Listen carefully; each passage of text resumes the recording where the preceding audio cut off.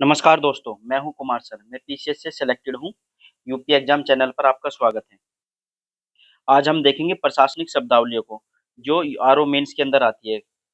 ये कितने नंबर की आती है? तो आरओ मेंस के अंदर आती है ये 10 आती है। एक प्रश्न 2 नंबर का रहता है तो 20 नंबर की आती है इस तरह से ये। इसमें आरओ मेंस में एक पेपर होता है सामान्य हिंदी एवं आलेखन का। सामान्य हिंदी एवं आलेखन का पेपर होता है। इसी में आपके ये 10 प्रश्न आते हैं 2 नंबर की। ठीक है, और ये पेपर रहता है अ, आपका जो हिंदी आलेखन का है ये 100 नंबर का रहता है, यानी कि 100 में से 20 आ रहे हैं, यानी कि 20% किसका वेटेज है? ये है प्रशासनिक शब्दावली का। अगर ये आपके अच्छे हो रहे हैं तो देखो नंबर कितने खींच सकते हो आप। इसमें से 20 में से 20 भी खींच सकते हो। ठीक है, तो सबसे पहला आए हुए प्रश्न कर लेते हैं। इसमें ये आया हुआ है UP PCS RO A R O mains 2021 में आया हुआ है। तो इसे ही को कर लेते हैं पहले। तेजी से सिलेबस खींचेंगे दोस्तों। तो सबसे पहला है इसमें प्रोविजो। इसमें क्या रहता है? ये अंग्रेजी शब्दों को हिंदी में करने वाले हैं 5। फिर इसी तरह से 5 क्या रहते हैं? हिंदी से अंग्रेजी में करने वाले आते हैं। ठीक है, तो इस तरह से ये अंग्रेजी से हिंदी में 5 है, तो 10 नंबर के ये हो गए। अब बढ़ते हैं। पहला है प्रोविजो। प्रोविजो मतलब परंतु। कलर चेंज कर लेते हैं इसका दूसरा।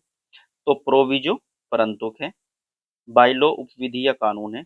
अबांडनमेंट त्याग है। कोरिजेंडम शुद्धि पत्र है यानी भूल सुधार। और कैडर संवर्ग है। उल्लंघन वायोलेशन या इन्फ्रिजमेंट। फिर है अनुलग्नक एन अटैचमेंट या अनेक्चर। लागू नहीं नॉट एप्लीकेबल।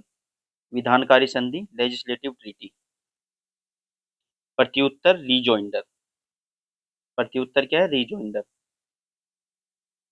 तो ये आर ओ मुख्य परीक्षा 2017 में आया हुआ है। अब इनको भी कर लेते हैं। इनको क्या करना है? हमें अंग्रेजी से हिंदी में लिखना है। तो पहला क्या है हमारा? इसमें है एडमिनिस्ट्रेटिव, प्रशासनिक। जब आप सिलेक्टेड हो जाओगे तो प्रशासन में चले जाओगे। सिविल डिफेंस नागरिक सुरक्षा है। कोग्निजेबल ऑफेंस संज्ञेय अपराध है, इसमें जमानत नहीं होती है। एटिक्वेट शिष्टाचार है। तो ETIQUE डबल टी है, इसमें याद रखना है। फिर यहाँ पर ग्रांट इन एड क्या है? सहायता अनुदान है। जब विकसित देश विकासशील देशों को क्या देते हैं? सहायता अनुदान देते हैं, यानी कि ग्रांट इन एड देते हैं। इसी का खा भाग है क्या है? ये हिंदी से अब अंग्रेजी में करना है हमें। तो क्या हो जाएगा? ग्राहक का कस्टमर। परिवीक्षाधीन प्रोबेशनरी। प्राधिकरण अथॉरिटी। स्वरोजगार सेल्फ एम्प्लॉयमेंट, सरकार भी बढ़ावा दे रही है सेल्फ एम्प्लॉयमेंट पर। अपरिहार्य इनइविटेबल। ठीक है, अब हमें मुख्य परीक्षा आर ओ मुख्य परीक्षा 2016 के देखते हैं। अंग्रेजी से हिंदी में कन्वर्ट करना है। क्या है? पहला परमिट अनुज्ञा पत्र। सेल मतलब कक्ष या प्रकोष्ठ। रैंक पदानुक्रम। ठीक है जी, जैसे अधिकारी होता है, अधिकारियों की रैंक रहती है। ड्यू डेट है नियत तिथि या देय तिथि। सरप्लस मतलब आधिक्य या अधिशेष, जरूरत से ज्यादा यानी सरप्लस होता है। इसका खा भाग है इसी प्रश्न का। इसमें हिंदी से अंग्रेजी में लिखना है। परियोजना क्या है? प्रोजेक्ट है। प्रक्रिया प्रोसीजर है। कहते हैं ना, अगर भर्ती प्रक्रिया यानी कि प्रोसीजर क्या है? भर्ती होने का प्रोसीजर मतलब प्रक्रिया। छूट देना क्या है? एग्जेम्प्ट या डिस्काउंट। जब कोई आप सामान खरीदने जाते हो तो क्या बोलते हो? डिस्काउंट दो भाई, छूट दो। भर्ती करना तो रिक्रूटिंग। गुणवत्ता क्वालिटी। अब नेक्स्ट साल का देख लेते हैं। आर ओ मुख्य परीक्षा 2014 में मेंस हुआ था, उसी का देखते हैं। तो पहला है इसमें हमारा अंग्रेजी से हमें हिंदी में लिखना है ये। तो उसमें क्या रहेगा? आपको अंग्रेजी दी रहेगी और हिंदी में लिखना रहेगा। तो एब्रोगेशन है तो निरसन है। चार्जशीट है आरोप पत्र। ठीक है, पुलिस क्या करती है? चार्जशीट दाखिल करती है। एक्सप्लॉइटेशन है तो शोषण करना है, यानी शोषण है, एक्सप्लॉइटेशन दोहन है। शोषण ज्यादा अच्छा शब्द है, शोषण लिखेंगे। ग्रेडेशन है यानी श्रेणीकरण है, वर्गीकरण है। स्ट्रक्चर है संरचना है, स्वरूप है। ठीक है, ये ग्रेडेशन के मतलब 3 मतलब होते हैं: श्रेणीकरण, वर्गीकरण और पदक्रम। कोई भी एक लिख दोगे तो सही हो जाएगा। स्ट्रक्चर है तो संरचना या स्वरूप है। एक्सप्लॉइटेशन शोषण, दोहन या उपयोग। ज्यादा अच्छा इसमें कौन सा है? शोषण है, फिर दूसरा दोहन है। अब आगे बढ़ते हैं। अब है हमें हिंदी से अंग्रेजी में करना है। तो अनुबंध मतलब एग्रीमेंट। ठीक है, कई बार देखा होगा जो कॉन्ट्रैक्ट वर्कर होते हैं उनसे क्या एग्रीमेंट साइन कराया जाता है। तो अनुबंध हस्ताक्षर कराया जाता है उनसे। फिर है ऋणदाता यानी कि क्रेडिटर है। निवेश इन्वेस्टमेंट है। ठीक है, हम क्या कहते हैं कि हमारे देश में निवेश करो यानी कि एफडीआई करो, तो आई4 यहाँ पे क्या इन्वेस्टमेंट है। रोकड़िया है, कैशियर है, बैंक में मिलता है ना। अभिकर्ता एजेंट है। आर ओ मीन्स 2013 में हुआ था, उसके देख लेते हैं। अंग्रेजी के हिंदी रूप लिखने हैं। तो सब्सटेंटिव का क्या है, मूल पद है। तो सब्सटेंटिव मूल पद है। फिर है सुपर इंटेंडेंस अधीक्षण, सुपर इंटेंडेंस अधीक्षण। तो इसमें तीसरा क्या है, इम्प्रोवाइजेशन यानी कि काम चलाऊ व्यवस्था या तात्कालिक व्यवस्था। इंसिडेंटल मतलब आकस्मिक या संबंधित या प्रासंगिक। डुप्लीकेटिंग क्या है, नकल और अनुलिपिकरण। कहते हैं ना इसकी डुप्लीकेट कॉपी निकलवा के लेके आ जाओ, तो डुप्लीकेटिंग मतलब नकल या अनुलिपिकरण। तो इसमें है अनुस्मारक मतलब रिमाइंडर। यूपी पीछे से जब का मेंस से एग्जाम दोगे तो उसमें अनुस्मारक लिखना रहता है। मानने की बात है आपने पहले लेटर लिख दिया, फिर उसके बाद उसको याद दिलाने के लिए आप क्या भेज दो, रिमाइंडर भेज दो, अनुस्मारक। फिर है अपमिश्रण है, अडल्ट्रेशन है। आपने घी लिया, घी में उन्होंने कुछ मिला के दिया आपको, तो अडल्ट्रेशन है। करारोपण मतलब क्या, टैक्सेशन है। अनुसचिव मिनिस्टीरियल है, तो मिनिस्टीरियल है। पुनर्विनियोग री एप्रोप्रिएशन है, तो पुनर्विनियोग क्या है, एप्रोप्रिएशन। अब UP PCS R O mains, R O mains 2010 के देखते हैं प्रश्न। ये अंग्रेजी से हमें हिंदी में लिखने हैं।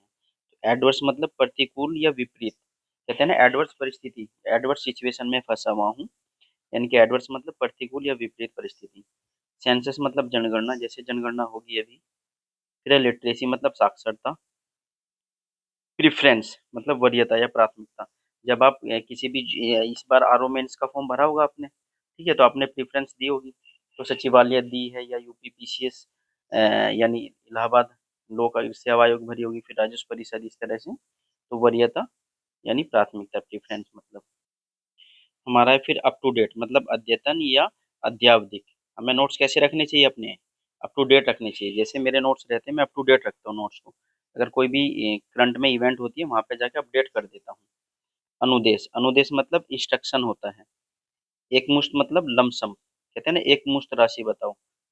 निवेदिता मतलब टेंडर है। जैसे सरकार को कोई भी चीज बनवानी है या कोई चीज खरीदनी है, तो पहले क्या टेंडर निकालती है, निवेदिता बोलते हैं इसको। निविदा बोलते हैं, निविदा, तो निविदा टेंडर।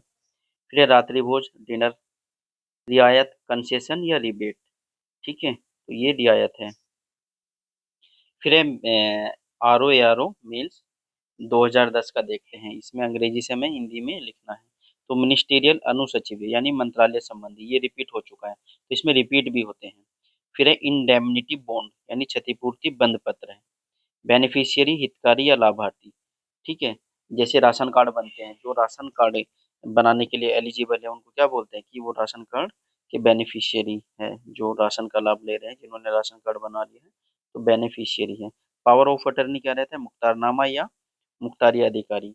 जैसे कोई कंपनी होती है, अगर कंपनी का मालिक कहे कि ये मेरी तरफ से डिसीजन लेने के लिए ऑथराइज कर रहा हूँ मैं इसको, तो पावर ऑफ अटर्नी उसको दे दी जाती है। ये कई बार देखा होगा जब आप घर वर खरीदते हो, जो कच्ची कॉलोनी रहती है उनमें बैनामा तो होता नहीं है, तो क्या होती है इसमें पावर ऑफ अटॉर्नी होती है। फिर है रीइम्बर्समेंट, क्या है, प्रतिपूर्ति या अदायगी है। फिर अब हमें हिंदी से अंग्रेजी में लिखना है, तो इसमें क्या हो जाएगा, पुनर्विनियोग मतलब रीअप्रोप्रिएशन हो जाएगा। फिर है स्थानापन्न, सब्स्टिट्यूट। फिर है आचार संहिता, कोड ऑफ कंडक्ट है। तो आचार संहिता कब लगती है, जब चुनाव होने वाले रहते हैं उससे पहले आचार संहिता लगती है। अधिग्रहण मतलब एक्विजन, एक्विजिशन, तो अधिग्रहण है। ठीक है, अगर सरकार कोई जमीन को अधिग्रहित कर दिया तो उसको क्या बोलते हैं कि जमीन का अधिग्रहण कर लिया सरकार ने। फिर आकस्मिक व्यय, कंटेंजेंसी होता है, तो कंटेंजेंसी मतलब आकस्मिक व्यय होता है। अच्छा, कई बार देखते हो कि आकस्मिक निधि पढ़ते हो आप, तो आकस्मिक निधि ये किस अनुच्छेद में है हमारी, तो 267 में है। तो ये राष्ट्रपति के नियंत्रण में रहती है। तो इसमें हमने क्या कर लिया, PYQ कर लिए आर ओ मेंस के। ठीक है, अब हम नेक्स्ट वीडियो में क्या देखेंगे, इसके आगे के सब देख लेंगे। ठीक है, जितने भी महत्वपूर्ण महत्वपूर्ण सभी सब देख लेंगे जो हमारे एग्जाम में आएंगे। तो नेक्स्ट वीडियो में हम इसके सब देख लेंगे, ए से लेके जेड तक जितनी प्रशासनिक शब्दावलियां हैं वो देख लेंगे। 20 नंबर का है आपका ये, तो हमें इस पे मेहनत करनी है अच्छे से। वीडियो को यहीं विराम देते हैं। चैनल को लाइक करें, सब्सक्राइब करें और शेयर करें। नमस्कार।